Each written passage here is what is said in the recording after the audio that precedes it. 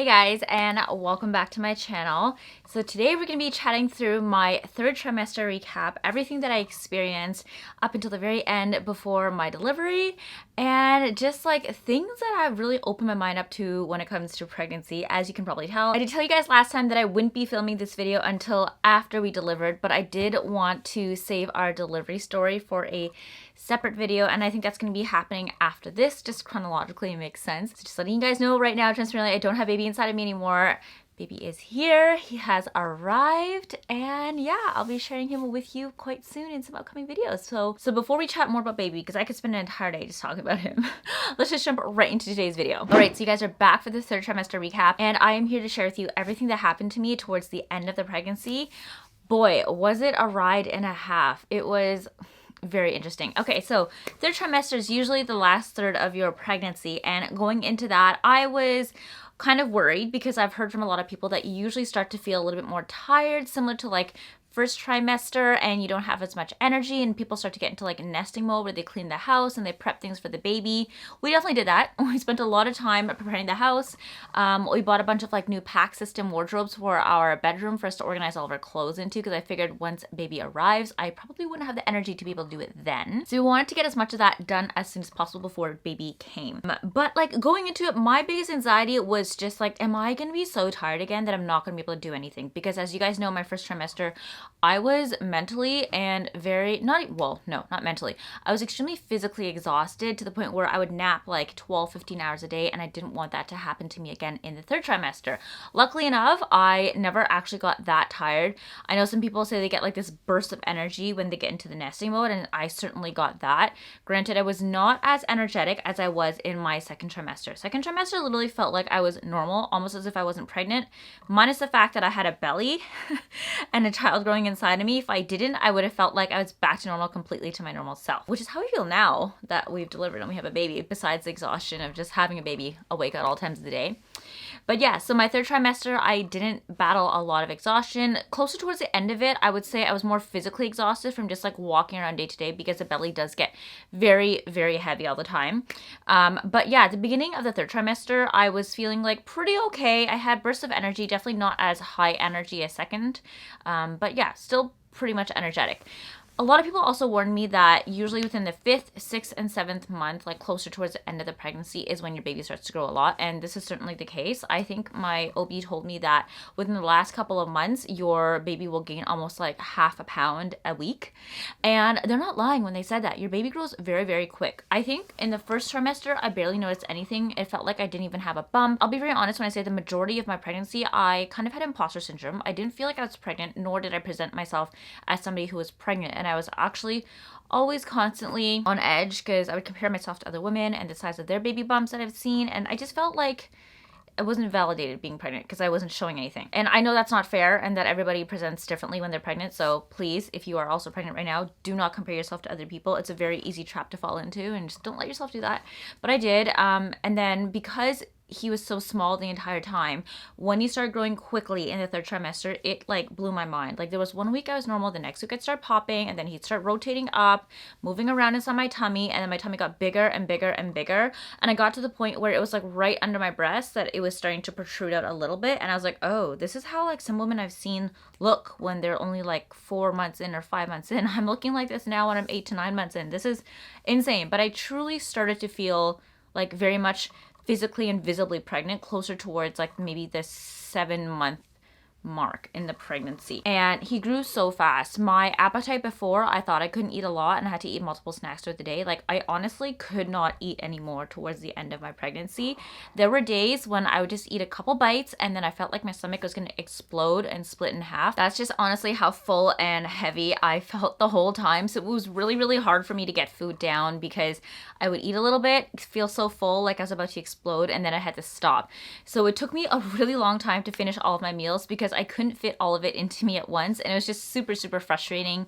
If you guys know the feeling if we can go to like a buffet or all you can eat sushi, and at the end of the meal you have probably eaten a little bit too much for yourself and you feel like veruca salt and you're gonna explode, like that is how I felt after every single meal. So multiple times throughout the day, every single day, it was very not great. And it got to the point where he was starting to get so heavy on me, I was having difficulty sitting up in any position at all. If I would like lie down, all the pressure on the stomach would push onto my back and that would hurt.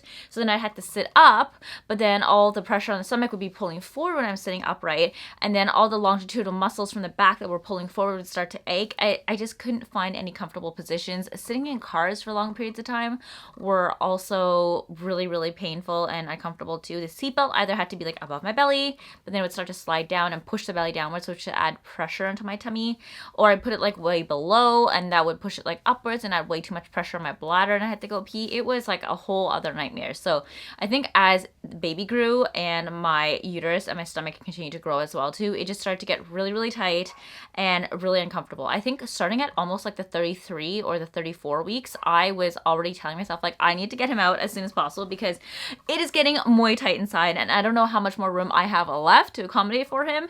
And even my OB commented on one of our last visits that my uterus was very tight and small already as it was.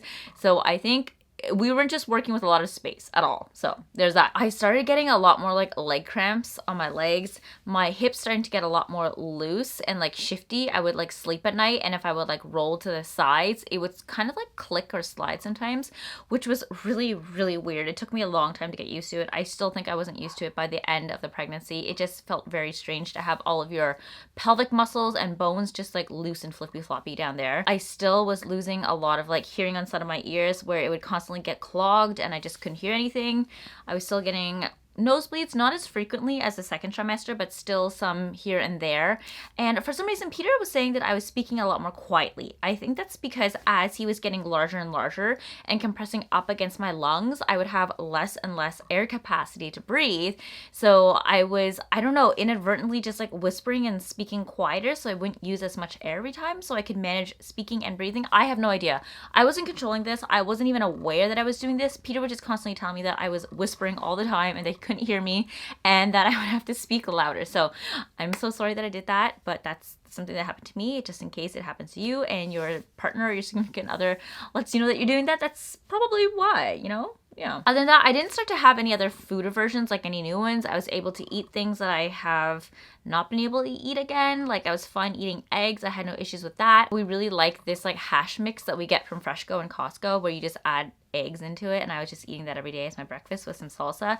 Felt really nice. I had like a appetite-ish again to eat things. I was eating a little cleaner, I think, than second trimester, but still as clean almost as first trimester when I was eating a lot of cereals and fruits. I had like a real fruit addiction during my pregnancy, and it was great because in summertime fruit is cheap, and now we're going to the grocery store and boxes of strawberries that I saw that were on sale for like $2.99 in summer are $9.99 for the winter time. It's like more than triple the price. So I was like, good thing I wanted to eat all this stuff in the summer, otherwise it would have been hell expensive for now. And then everything else that kind of like came along, my boobs stopped feeling less, I guess, pain and soreness because I guess all of the, I don't know if like your milk ducts are already pre-grown and existing in there as you're growing up through your adulthood, or if those are something that form in the first trimester, which is why your boobs feel so tingly. They no longer felt tingly except for the fact that I was constantly leaking colostrum like all the time. My t-shirts would get wet, so I started wearing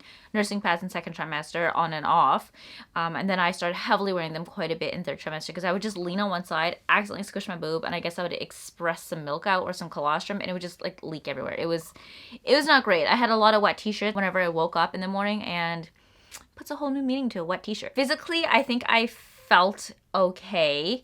I was just starting to feel a little bit winded and like tired whenever I walked around. I noticed that I started waddling quite a bit, and I don't know if that's because my pelvic muscles and bones were like looser and allowing me to start to prepare to deliver the baby, or if it's because everything was so tight up here. I just couldn't really shift anymore. Couple things that I no longer were able to do in the third trimester: put on shoes by myself. I either had to get Peter to help me put them on or use a shoehorn. I resisted the shoehorn for the longest time, and we ended up using it for like maybe the last week or two, and it helped a little bit, but it wasn't always possible with every shoe, especially shoes with tongues. I couldn't really bend down to shave my legs. I tried to bend down to shave them a few times in the shower, and it was painful, like constantly leaning over and having your abdominals like push against your legs. It was not great. Also, just being able to like sit upright like this, my bladder and my stomach would constantly push into my legs, which made it really uncomfortable. So I'd always have to like lie back when I'm at my desk doing work like this.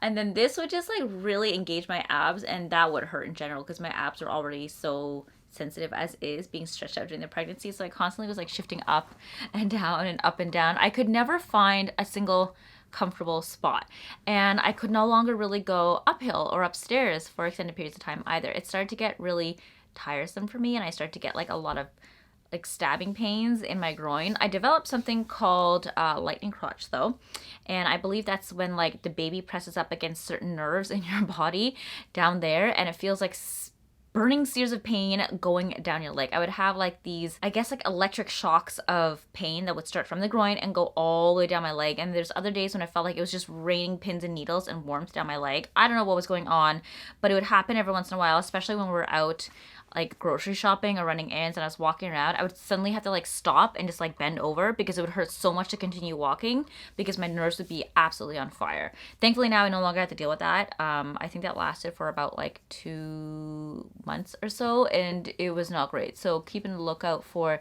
that. I was no longer to see anything below my belly anymore. So I didn't even know if I needed a wax. I was hoping I could wax before delivery, but that didn't end up happening. Once you guys find out what happened in the delivery story, I wanted to be able to maintain it for myself, but I didn't even trust myself to shave down there because I couldn't see anything and I didn't want to cut myself. So there's that. I could no longer get out of bed or out of the car by myself. I always needed help. Somebody had to like hoist me up. Like I'd put my arms this way and Peter would like grab my hands, I'd grab his, and he would just like lift me up forward so I could bend because I had zero abs engagement at all. So that was lovely.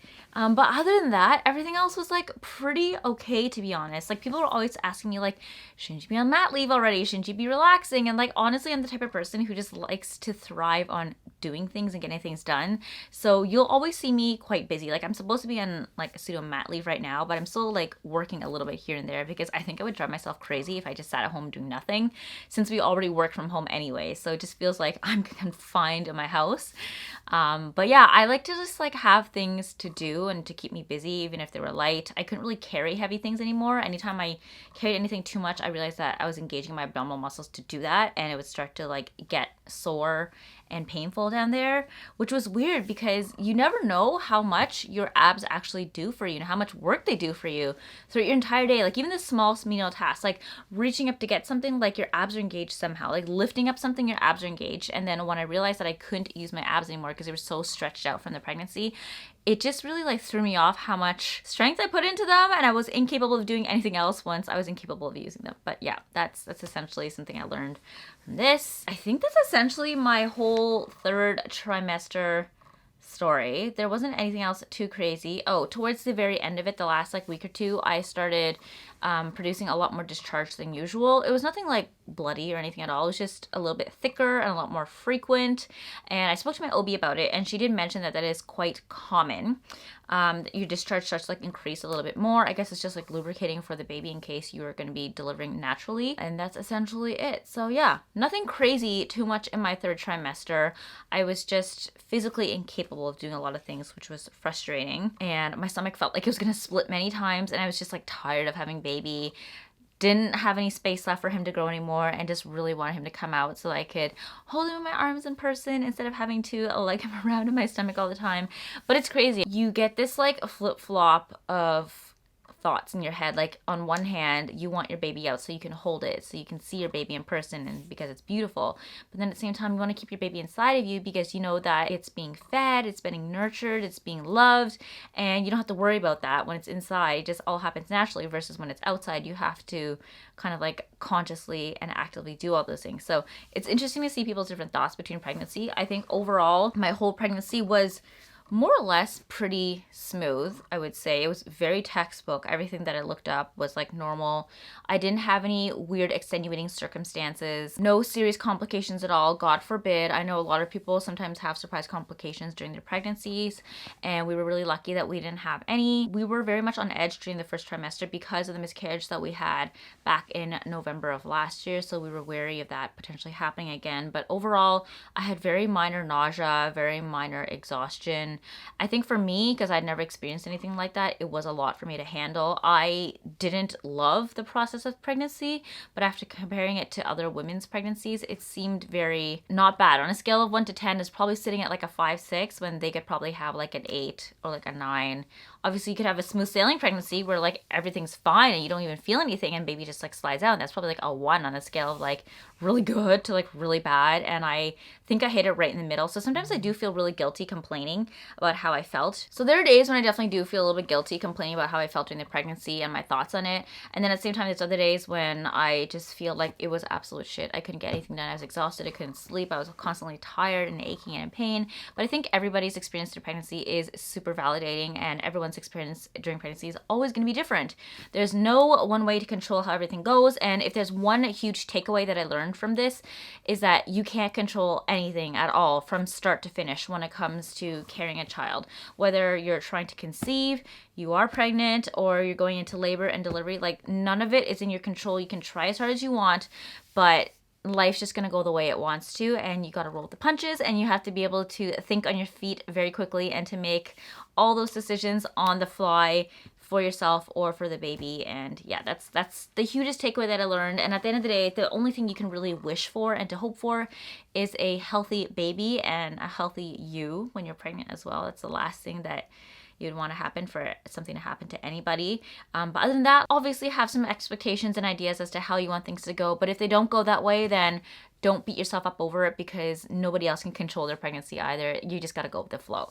But all in all, although I didn't love the process of pregnancy, I love our little baby boy. He's such a little angel. I'll tell you more about him after I reveal our little delivery story and everything else. But in the meantime, I just want to share with you my experience on my 3rd trimester recap. Overall, it was just quite a smooth trimester, minus the fact of a lot of discomfort here and there. No major pressing medical issues at all. So I'm just glad we had relatively more or less a smooth sailing pregnancy. So let me know how you guys enjoyed this series, and if you'd like me to continue, obviously I will be sharing my delivery story, and then I'm going to also follow up with some upcoming videos, such as like what I actually use in my hospital bag, some of my must-haves during pregnancy and post-pregnancy and with newborn as well. There's gonna be a bunch of pregnancy and baby content on here.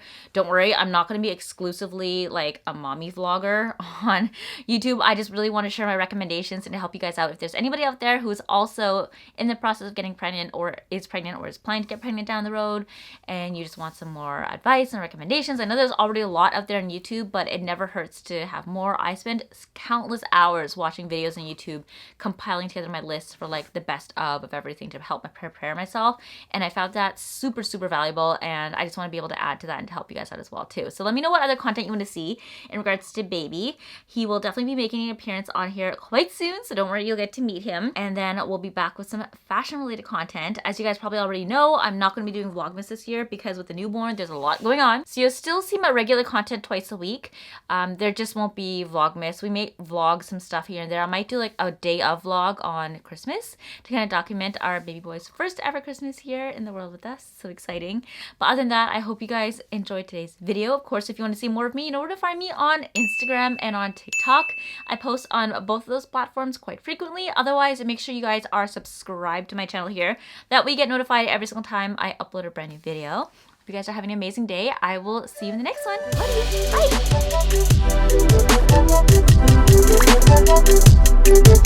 Bye.